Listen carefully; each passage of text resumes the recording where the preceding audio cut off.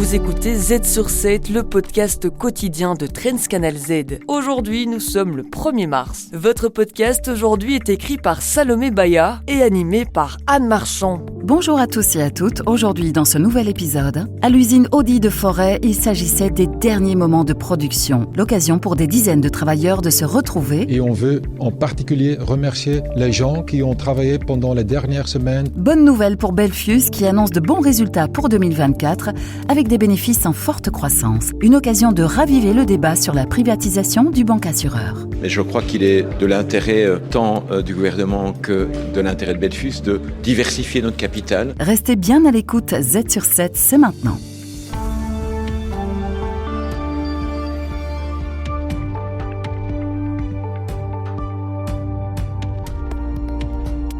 Z sur 7, à la une.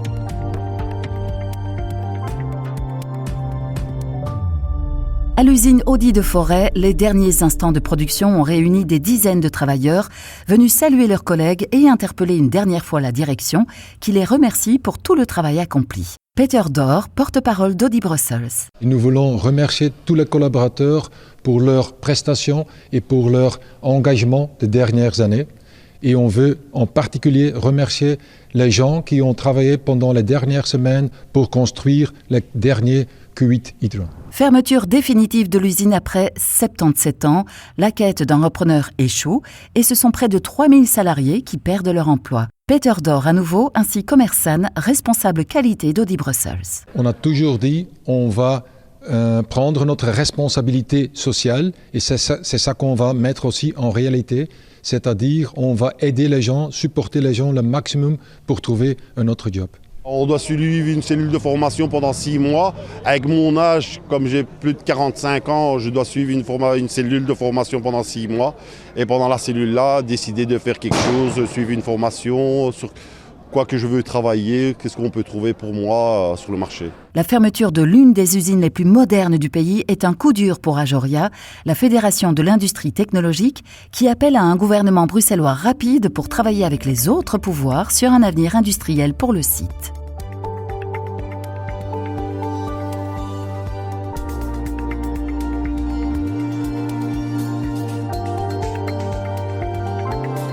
Z sur 7, à la une.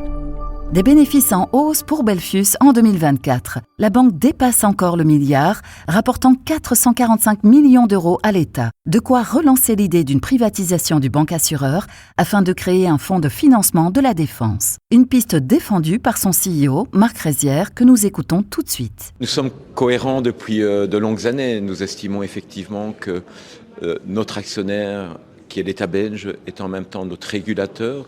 Ce n'est pas sain. Je dois avouer que jusqu'à aujourd'hui, nous avons toujours une relation extrêmement professionnelle, mais je crois qu'il est de l'intérêt tant du gouvernement que de l'intérêt de Belfius de diversifier notre capital. La NVA, à la tête du gouvernement, veut créer un fonds pour porter les investissements dans la défense à 2% du PIB. Ce fonds serait approvisionné d'une dizaine de milliards par la vente de certains actifs de l'État. Une concertation entre la Belfius et le ministre des Finances, Jan Jambon, est prévue.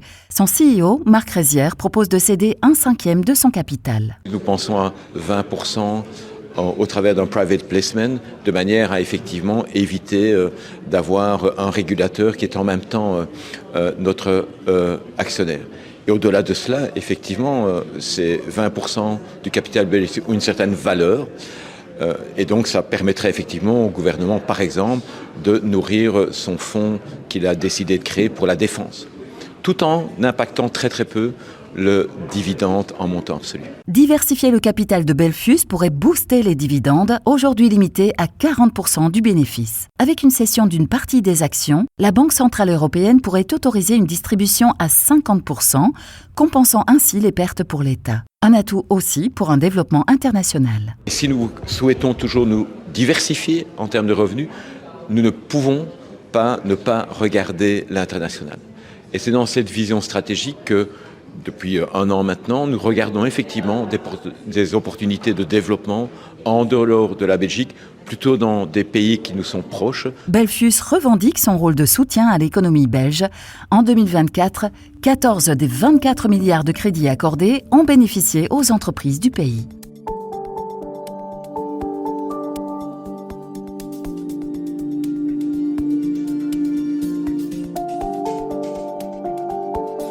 Z sur 7 à la une. Proximus résiste à la concurrence de Digi et affiche de solides résultats. 30 000 clients mobiles en plus sur le dernier trimestre 2024, 5 millions d'abonnés au total et un chiffre d'affaires en hausse à 1,689 milliards d'euros. Guillaume Boutin, CEO de Proximus. C'est plus qu'un trimestre, c'est une année exceptionnelle pour Proximus en matière de performance et opérationnelle et financière. On gagne des parts de marché dans l'Internet et dans le mobile et on croît à plus de 3% de nos chiffres d'affaires et notre résultat d'exploitation. Guillaume Boutin s'apprête à tourner la page Proximus pour Vodafone à la mi-mai, laissant derrière lui de grands chantiers. Parmi eux, le déploiement très coûteux de la fibre optique. Des collaborations avec les autres opérateurs sont envisagées pour réduire les coûts, mais rien de concret pour l'instant. On a plus de 42% du pays qui est couvert maintenant. C'est 2,2 millions de prises fibre. Mais on veut pas s'arrêter là. Et si on veut aller plus loin, plus vite, il faut absolument qu'on arrive à collaborer dans le déploiement de la fibre dans les zones les moins denses, là où les zones les plus reculées, là où c'est un peu plus cher pour construire. Avant son départ, Guillaume Boutin défend son bilan. Proximus est au mieux, selon lui. Un tacle aux critiques de la NVA et de Georges-Louis Boucher qui l'invite à consulter les derniers chiffres. Les fondations sont là, on arrive lancé en 2025 parce que les performances 2024 sont exceptionnelles et donc on prévoit toujours pour le groupe une croissance de l'ordre de 2% en matière de résultats d'exploitation et c'est vraiment quelque chose qui montre la solidité, la robustesse de Proximus dans ce marché des télécoms parfois surprenant. Qui prendra les rênes de Proximus ? Le processus de recrutement est en cours avec Hendrik et Struggles, mais un CEO intérimaire doit être nommé sans tarder. Les meilleurs experts boursiers vous proposent des analyses des marchés internationaux, des conseils avisés et les dernières tendances économiques. Z sur 7, expert boursier.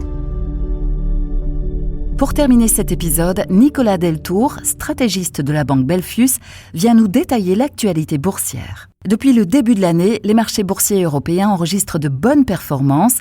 L'Eurostoxx 50 et le Stoxx 600 affichent une dizaine de %. Les marchés d'actions américains, qui ont largement surperformé les marchés européens l'année dernière, sont quelque peu à la traîne au cours des 2 premiers mois de l'année 2025. Les mouvements de cette semaine allaient encore dans le même sens. On peut alors se demander si nous assistons à la fin de la dominance américaine ou au contraire du retour en grâce de l'Europe. Alors, ça serait tentant de le penser, enthousiasmant peut-être aussi, d'autant plus que tout le monde s'accorde dans les milieux économiques pour dire que la Banque centrale européenne sera beaucoup plus accommodante que la Banque centrale américaine dans les 12 mois à venir, du moins. Cependant, il faut quand même se souvenir que 2024 avait plus ou moins démarré de la même manière, donc l'Europe devant, et puis le reste de l'année, c'était quand même essentiellement l'Amérique derrière.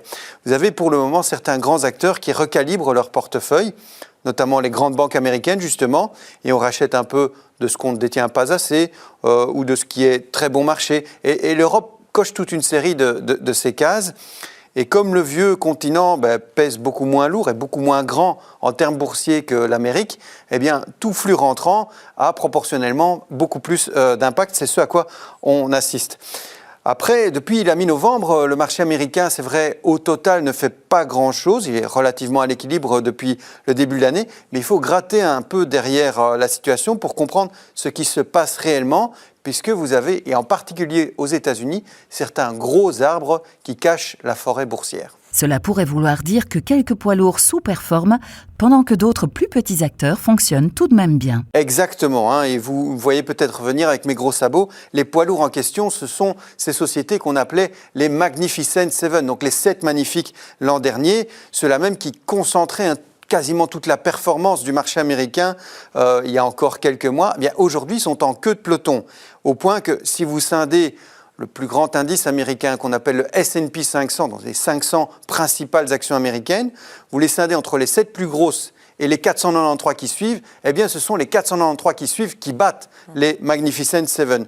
Donc ce sont ce mes collègues appellent des troupes qui battent les généraux, et des généraux qui souffrent pour le moment, puisque depuis le début de l'année, eh bien Nvidia perd une douzaine de %, Microsoft 7,5%, Google Alphabet 11%, et puis Tesla dont tout le monde parlait l'an dernier, moins 27%. Alors que le reste du secteur de la technologie en Amérique, eh bien, continue à bien fonctionner, par extension aussi le reste du S&P 500, donc le S&P 493 si je puis dire, eh bien, est en rendement positif depuis le début de l'année. Pourquoi ? Mais parce que l'économie américaine, eh bien, même si elle est moins prometteuse qu'il y a un an, elle est quand même toujours relativement résiliente. Mais ce n'est peut-être toujours pas le cas de l'Europe. Notre continent, c'est vrai qu'il va un peu moins mal que prévu dans certains indices de confiance notamment. Ça a positivement surpris le marché. Ça invite même certains stratégistes à se montrer moins réservés à l'égard du vieux continent. Mais il ne faut pas s'y tromper. Le miracle économique dans l'économie réelle, il n'est sans doute pas pour tout de suite. Même s'il y a encore des rebonds ici et là, ces rebonds pourraient être temporaires. Elles avaient donc du mal à battre les marchés. Reste alors à savoir si la tendance s'est inversée aujourd'hui. Alors c'est vrai qu'il y a un an de ça, ce qu'on appelle les gestions actives, donc les gestionnaires de portefeuille qui veulent battre le marché avaient beaucoup de mal parce que toutes ces règles prudentielles leur imposent d'être diversifiés. Ils ne pouvaient pas tout concentrer sur ces 7 sociétés qui représentent, mine de rien, 30% de l'indice américain. Et aujourd'hui, c'est un peu l'inverse. Le monde est plus volatile, les performances sont plus dispersées, il faut trouver des vraies créations de valeur. Et ça, c'est le terrain de jeu des gestionnaires actifs. Et c'est ce qu'ils font relativement bien, contrairement aux ETF, aux trackers, aux gestions passives, qui avaient plutôt bien performé l'an dernier, mais qui devraient, en comparaison des gestions actives cette année, être un peu en retrait. Donc le vrai stock picking est de retour aux grandes dames des gestions ou des supports complètement passifs ou des gestionnaires qui sont ultra concentrés, qui pouvaient ultra concentrer leur portefeuille sur certaines valeurs. Donc en support d'investissement, on pourrait voir une forme de basculement où les gagnants de 2024 pourraient être les perdants de 2025. Merci pour votre tour de l'actualité journalier. Merci à vous pour votre fidélité. Demain matin, nous serons de nouveau à votre écoute. Mais à quoi va servir cet épisode, Anne ? Demain, Olivier Mouton sera en compagnie d'Olivier Yoris, Executive Manager à la Fédération des entreprises de Belgique, pour aborder les difficultés actuelles du commerce international. Z sur 7, c'est terminé pour aujourd'hui. Merci de votre écoute et à demain.